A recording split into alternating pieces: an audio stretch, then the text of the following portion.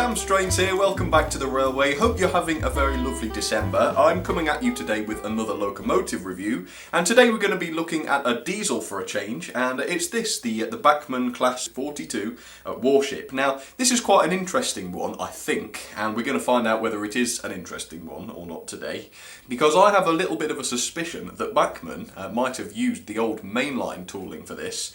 And for those of you who don't know, Mainline were a toy train company back in the 1980s, owned by Palitoy, I think it was, and they produced quite good quality model trains, and in fact the detail that their trains had was absolutely brilliant. In my opinion, it was way above the likes of Hornby at the time in the 1980s. But their mechanisms left quite a lot to be desired, and I had one of the Mainline warships, and you can see it on my channel. I don't have it anymore, notice the past tense. I've still got the body shell, but yes, I had rather an accident with the chassis involving a vice and a hammer, and things kind of unfolded and I couldn't do anything about it. But I've still got the body shell. So basically what I think Bachmann have done, and they did it quite a bit, they used quite a lot of the old Mainline toolings. They took the body shell from the Mainline's old model and produced their own chassis to put onto it, and made a more modern version. And yes, the chassis on this one is definitely leaps and bounds better than the old Mainline one, which, as you can guess, was a right piece of work in my opinion. But no, this one is all-wheel drive, no traction tyres, and it's got a very beautiful motor inside it. So we're going to find out. Like I said, I've got the old Mainline body over there, so we're going to compare the two once we get this out and see if I'm right about that. But that should be interesting anyway. Let's get this out then. This is the Bachmann Warship. It is actually not in green. I know the picture shows it in green, but it is the maroon one, and that's why I bought it. So let's get this open then and see what it's like. So here it is, and I actually bought this from a train fair, and I'll tell you who I bought it from. It was one of the charities that were collecting money to rebuild, or I think recreate, one of the Patriot class locomotives. I can't remember the name, but it was a trust of some sort, and they were selling this one, and look, there's the price, £30. £30, and when I saw that price I thought, hang on, there's got to be a catch here. So I asked the chap on the stall, I said, do you know whether this is running on the old Mainline Palitoy chassis? And he said he wasn't sure. So I asked if I could take it out of the box to check, and he said that was absolutely fine. And you know, if it was the old Mainline Palitoy chassis, I wasn't going to buy it because I've had rather enough of those things in my short life so far. But I took it out of the box, and no, all wheels were driven. They were all stiff, so that means they were all driven. There were no traction tyres on it, and it weighed a ton as well. So I thought, for £30, even if this thing doesn't work, I'm gonna buy it and see if I can fix it up, because you know that is a wonderful price. And I'll tell you what, I got it home and it was almost as though it had never been used. It ran beautifully. I did service it, but it ran beautifully. So absolutely fantastic. Bargain of the year for £30. Ridiculous. Anyway, the end of the box shows that this is 32-056 Class 42 Warship Diesel D806 Cambrian BR Maroon. And as I said earlier, yes, this is the maroon version. And I've already got the Hornby Railroad green version, which I think in itself is based on the old Lima tooling. There's a lot of this going around. And that one's fair enough, but again, I'm not a massive fan of the mechanism in there, just because it's not very serviceable. But I realise I'm yakking on a little bit, so let's get this one out. Right, £30. Can't believe it. Right, so you've got this card here which says Warship BB, I think it says, yeah, diesel hydraulic locomotive. And on the back you can see there's this lovely diagram which shows the loco, and it's also got a little bit of history on the warships as well. So if you can read that, feel free to pause it and read it. And I've got some documents coming out here, so let's have a look. First things first then, we've got this wonderful exploded diagram, and if I'd have looked at this I would have known that it wasn't the old Mainline chassis. As you can see, it's got that dual flywheel motor there, which you know, has a shaft going to each bogie. Yep, a wonderful mechanism, and it works just beautifully, as you're going to see later on. But yep, that's that, and I think that's all we're really interested in looking at. There's a collector's club guarantee, yep, and there she is, by the way, in the beautiful maroon livery that she's in, and yep, Cambrian. Let's have a look at the detail pack then, which is extensive. Don't think I've had this out before. Right, what are these then? Right, I'm not going to hazard a guess at what these are. They look like something to go on the ends, perhaps, around maybe near the buffer beams, perhaps. Yeah, I'm not 100% sure on that, but yeah, I suppose you could fit those, and I bet the instructions would tell you where those went. And then in this pack, you've got what looks like, I I can see vacuum pipes in there, I can see some chain link couplings, 3 links, all sorts of stuff in there, and it's all on this sort of plastic jig so that you can take those out and put them on if you wanted to. But no, that's wonderful. That is quite a lot of detail that comes with that to fit. Okay, so let's get her out then. Is there? Yep, there are holes in the back. Oh, she comes out very nice and easily. Here we are then, and like I say, yeah, I was very surprised by the weight of this because it really is a heavy one. So as you can see there, it is a beautiful model, it really, really is, and you can just tell how nice and detailed this is. Right, let me grab my mainline chassis, see if it's the same, not chassis, body, you know what I mean. Now you've got to look at things like the separately fitted parts, for example these handrails here, and yet they are exactly the same. I would say this is probably, yeah, the old mainline tooling. I can't see any differences, you know, if it's just if they get a grill in a different place or something like that, it's probably going to be a different tooling, but because it's all done in the same way, you know, the same materials used, I would say it's the same chassis. Let me know, the same body, I mean, not chassis. Let me know in the comments if you think that's true or not. But let's put this thing to one side. I'm getting palpitations about that horrible old thing. Okay, so there she is, and I've got a few shout outs for you first, and then some history on the loco, and then we'll look at it up close. So let's get started. So hello to Team Traction, William, Degley and Tony, and Cradle Crayons. Thank you very much for getting in touch, and as always, I hope you enjoyed today's video. So the Warship class, also known as the British Rail Class 42, was a class of 38 Bobo locomotives introduced in the late 1950s. The class was based on a German class of diesels known as the V200, although the warships were a little bit smaller, and I think that was just to suit the British loading gauge.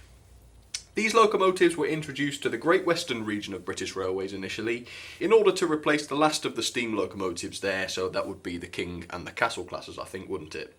All but 2 of the class were scrapped after their withdrawal between 1968 and 1972, but we do have those 2 still left in preservation, which is always nice to hear.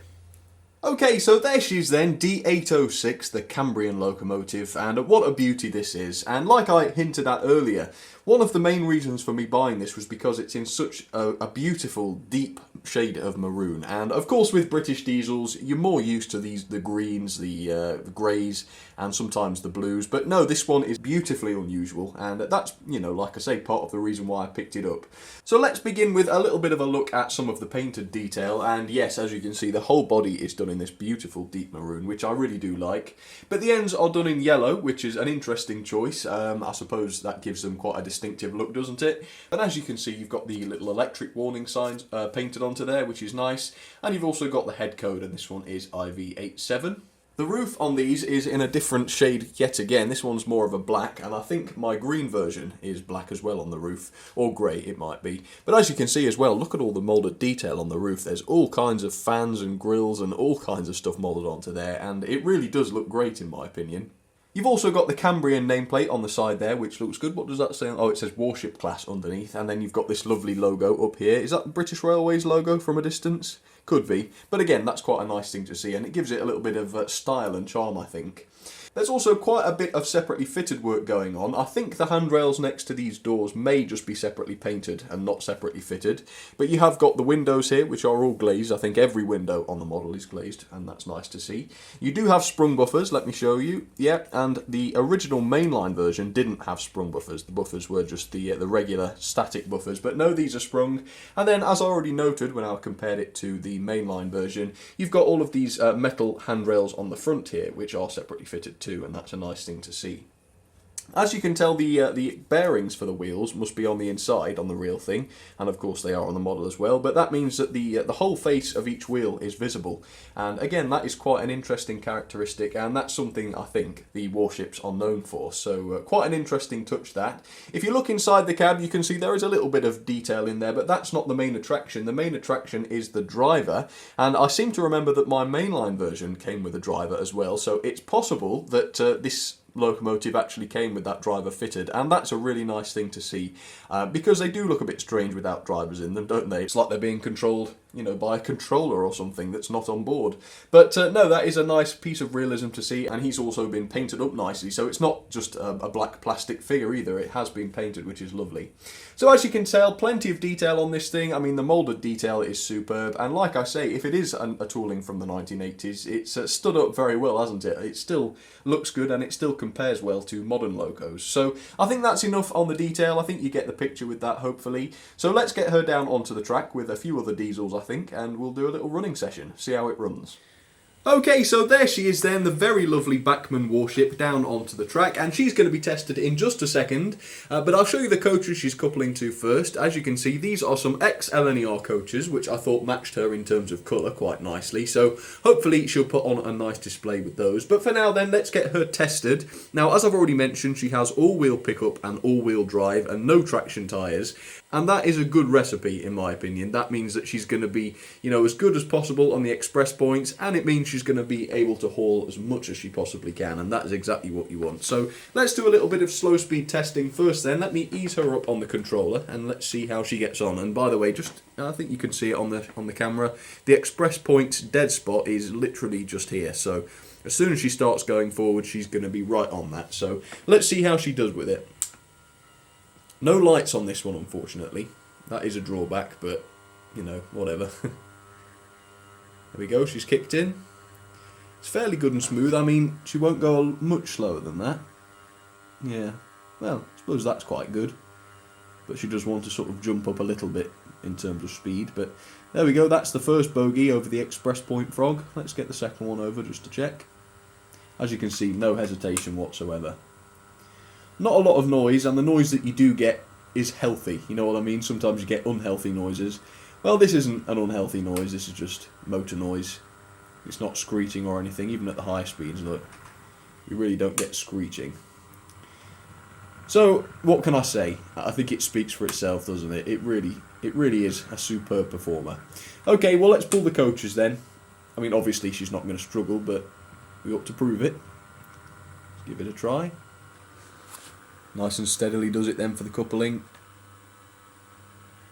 And I've got the loco going through the sidings today. I just thought that would change things up a little bit. And these coaches are normally okay on points and things, so we shouldn't have too much of a problem there. So let's get her going forwards then. Let's see her pull them if she can.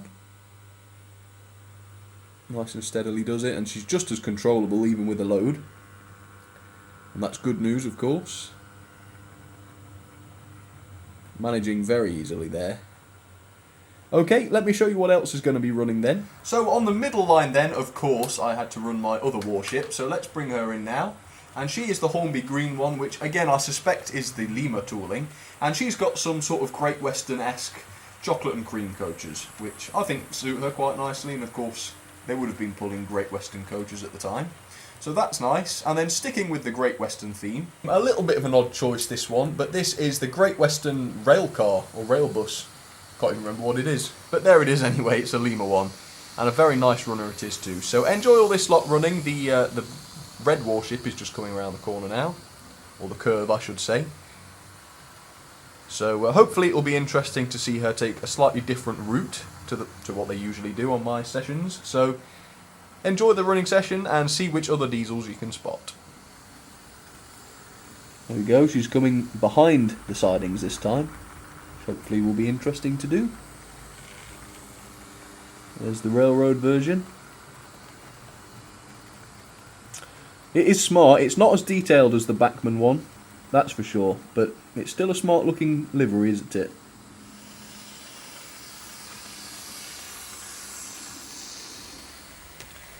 So let me know which of the two liveries is your favourite. I think I like the maroon one just because it is a bit odd, and you know me, I like odd things. Broken record time again.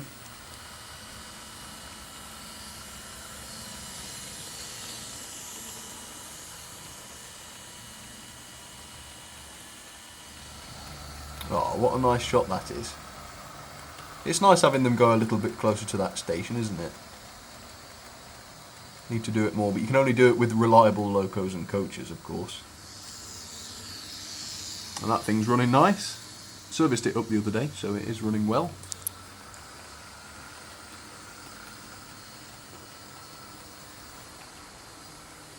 are my ratings then for the very lovely and very impressive Bachmann Warship class. Detail, 8 out of 10. Yes, I thought the detail was very, very impressive, especially given the age of this particular tooling.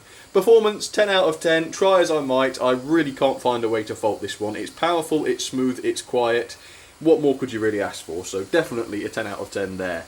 Character, 9 out of 10. I think the Warship, even as a diesel, and I'm a steam fan, but as a diesel, I still think it's got a fair bit of character. And, you know, judging by the look of the photograph on the front of the box, they did a fairly good job of capturing the accuracy of the real-life prototype. So, you know, good marks there. Build quality, 9 out of 10. Yep, again, not a lot to say. It's fairly good and heavy, it's fairly sturdy, and there's not so much detail on it that it's going to be fragile, and that's exactly what you want. Value then, you know, I'm not 100% sure how much these cost from Bachmann, the last time Bachmann released them, but certainly for the £30 that I paid, you can't do better than that, surely. So 10 out of 10. Overall then, that gives her 9.00 out of 10, a very fair score, and let's put her into the ranking at 19th, just above the Bachmann Berkshire, and below the Princess Coronation.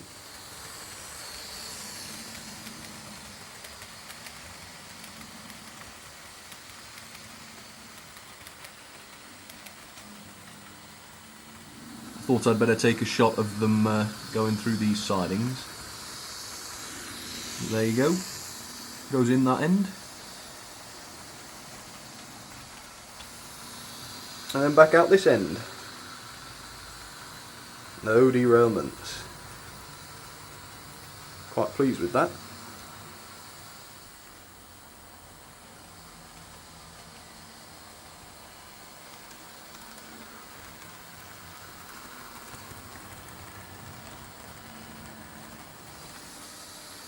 Well, you can't beat a nice running session with good solid runners, can you? I mean, there's nothing really better. So there you go, that's it. Thought I'd let you have a shot of that whole green Warship's train. It's a good puller, don't get me wrong, but that one is cheating a little bit because it's got traction tyres. The red one just coming in now, on the left, as I said, has no traction tyres, so everything she can do is because of how heavy she is. And that's a lot more impressive, if you ask me.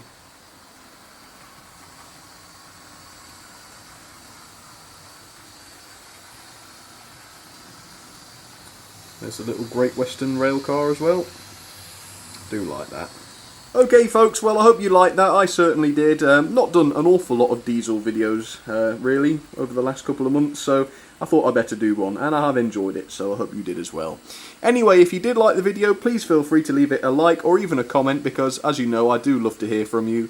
And if you'd like to check out the Facebook or Twitter pages, please do, you know where those are, the links for those are down below. And I think that's all I've got to say. Thank you for watching once again, very lovely to have your company as always, and I will see you all on the next one. Cheers everybody.